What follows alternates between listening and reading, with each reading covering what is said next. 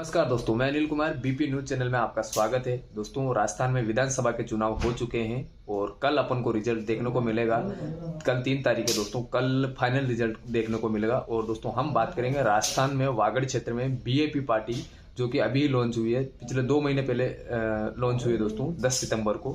और इस पार्टी ने उदयपुर और बांसवाड़ा संभाग में 27 कैंडिडेट मैदान में उतारे हैं, जिसमें से 15 से 16 कैंडिडेट पूरा निकलने की संभावना बता रहे हैं बहुत सारे एग्जिट पोल।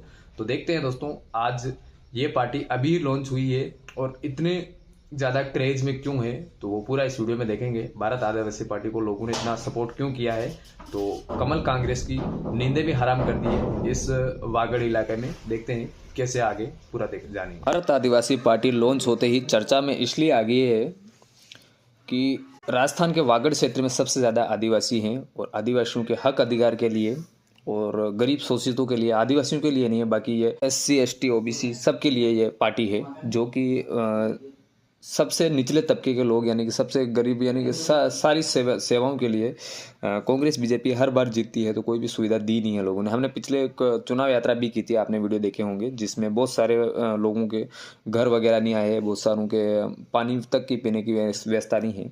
तो ये पार्टी लॉन्च होते ही चर्चा में इसलिए ज़्यादा आई है कि लोगों ने इस पार्टी में एक नया विश्वास देखा है कि ये पार्टी अगर आती है सत्ता में तो लगभग लोगों का जो भी पानी और स्कूल सरकार के द्वारा योजनाएं मिलती है वो पूरी तरीके से प्रॉपर अपने जनता को दे सके। वो उम्मीद लोगों ने इस पार्टी में देखी है, इन पार्टी के कार्यकर्ताओं में देखे। और इस पार्टी के कार्यकर्ता वही है जो पिछले टाइम जो राजनीति में थे नहीं, और बाकी जो समाज सेवा में लगे हुए थे, उन्हीं लोगों को यहाँ पे प्रत्याशी बनाया गया है भारत आदिवासी पार्टी ने। और इसकी चर्चा ज़्यादा इसलिए हुई है कि लोगों ने ज़्यादा से ज़्यादा सपोर्ट इसलिए किया है कि भाई जो भी बंदा उतरा है वो ईमानदार है और ये अपने समाज की सेवा करेगा।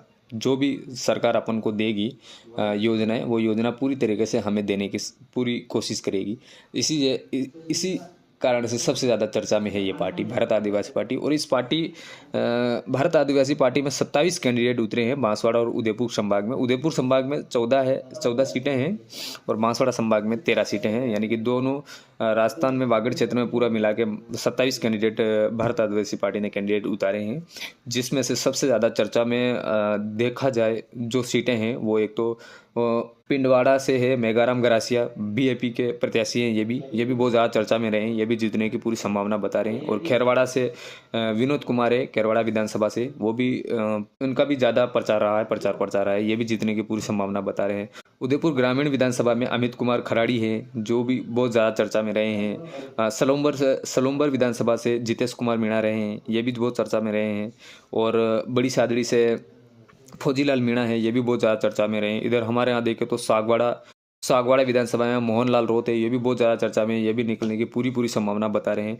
आसपुर विधानसभा से उमेश डामोर है, ये भी पूरी निकलने की संभावना बता रहे हैं। इनका चर्चा में बहुत ज़्यादा है, ये सारे जितने भी प्रत्याशी मैं बता रहा हूँ ये निकलने की पूरी संभावना बता रहे हैं। और डूंगरपुर के 84 विधानसभा में राजकुमार रोत पिछली बार BTP से ये विधायक रह चुके हैं, इनकी भी बहुत ज़्यादा चर्चा है, ये तो निकलने की पूरी संभावना है, ये निकलेंगे 100%।